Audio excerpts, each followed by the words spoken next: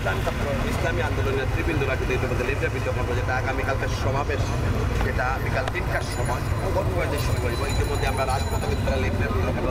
আমরা এই মুহূর্তে নগরের যে মহানগরের যে সভাপতি ডাক্তার ইয়াজাম, তার কাছ থেকে আমরা পিয়ার পদ্ধতি নির্বাচনের দাবিতে যে লিফলেট বিতরণ সম্বন্ধে জানবে, শুনতে তার কথা।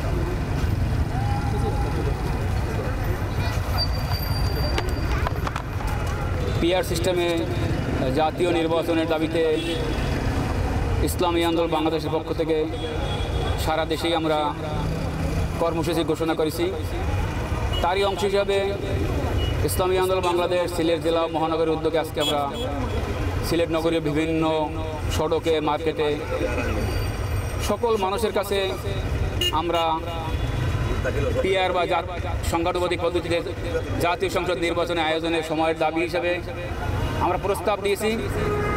এবং আমরা যখন এই লিফলেটগুলা সাধারণ মানুষের কাছে দিয়েছি, আহ্বান জানিয়েছি, দাওয়াত দিয়েছি পিআর সিস্টেমে নির্বাচনের জন্য, অধিকাংশ মানুষ দেখছি তারা একমত।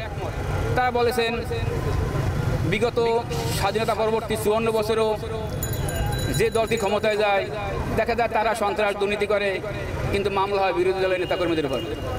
আর যদি পিআর সিস্টেমে জাতীয় নির্বাচন হয় তখন সকল দলের অংশগ্রহণমূলক প্রতিনিধিত্ব থাকবে সংসদে, সকল দলের নেতৃবৃন্দ থাকবে এবং সকল দলের এই সংসদ সদস্যদের মতামতের ভিত্তিতেই একটি দেশ চলবে, সংবিধান চলবে। বর্তমানে দেশ সংবিধান চলতেছে, এই সংবিধানে দেখা গেছে সিলেট ১ আসনের কথাই আমি ধরে নেই, যদি একজন প্রার্থী ১ লক্ষ ভোট পেয়ে তিনি এমপি হইলেন, যে ৮০,০০০ ভোট পেলেন তিনি কিন্তু এমপি হন না, তাহলে আমরা এই ৮০,০০০ ভোটই তো নষ্ট হইল। অথচ পিআর সিস্টেম থাকলে ১ লক্ষ ভোটের প্রত্যেকটা ভোটের যে মূল্য, ৮০,০০০ ভোট পেয়ে যে প্রার্থী পেয়েছে তার প্রত্যেকটা ভোটের সমান মূল্য হলো, একটা ভোটও নষ্ট হয় না। এবং যখন একজন প্রার্থী থাকে সেই প্রার্থী চায় নিজে বিজয় হওয়ার জন্য, অন্য প্রার্থীর উপর জুলুম নির্যাতন চালায়, মামলা চালায়, এমনকি খুন গুম হতেও দেখেছি আমরা বিগত জাতীয় সংসদ নির্বাচনে। তো যদি প্রতিনিধিত্বমূলক সংসদে নির্বাচিত হয় তো এখানে এমপি যিনি হবেন তখন তাকে একজন যোগ্য, ভালো, আদর্শবান ব্যক্তি এই সংগঠন প্রতিনিধিত্ব করবেন। আমরা চাচ্ছি বর্তমান সরকার সহ নির্বাচন কমিশনের কাছে আবেদন জানাবো, আগামীতে জুলাই গণহত্যার বিচার যেন হয়। ৫ই আগস্টে প্রশাসনে যে সকল কর্মকর্তারা ছিলেন এখনও তারা রয়েছেন, তাদেরকে যদি সংস্কার না হয় তাহলে সুষ্ঠু নির্বাচনের কোনো সম্ভাবনা নেই। তাহলে জুলাই আগস্টের ৩ মাস পরে তো সরকার নির্বাচন দিতে পারতেন, নির্বাচন দিলেন না কেন? দেশে একটি সুষ্ঠু নিরপেক্ষ নির্বাচন করবেন, আন্তর্জাতিকভাবে দেখাবেন যে বাংলাদেশে একটি সুষ্ঠু নিরপেক্ষ নির্বাচন হচ্ছে। তো সুষ্ঠু নিরপেক্ষ নির্বাচন হতে হলেই তখন সংস্কার করতে হবে, প্রশাসনে এই সমস্ত লোকদেরকে পরিবর্তন করতে হবে। যারা খুন গুম করেছে সেই ফ্যাসিবাদের যদি বিচার না হয় তাহলে আবার যে সরকার আসবে সেও তো একইভাবে খুন গুম, সন্ত্রাস, দুর্নীতি, চাঁদাবাজি, লুটপাট করবে। কারণ দেখছে যে এদেশে তো খুন গুম করে পার পেয়ে গেছে বিগত সরকার, তখন তারাও সেটা করবে। আমরা চাচ্ছি ফ্যাসিবাদের বিচার এবং ১৪০০ যে আমার শহীদ হয়েছে ভাইরা তাদের সে হত্যার বিচার হোক, সেই বিচারের আমরা এখন কিছু দেখতে পাচ্ছি না। জুলাই সনদ তা কার্যকরী করতে হবে। সরকারের কাছে আমরা সকল দলের পক্ষ থেকে ঐক্যমত্য কমিশনে আমরা প্রস্তাব দিয়েছি, জুলাই সনদের ভিত্তিতে জাতীয় নির্বাচন হতে হবে।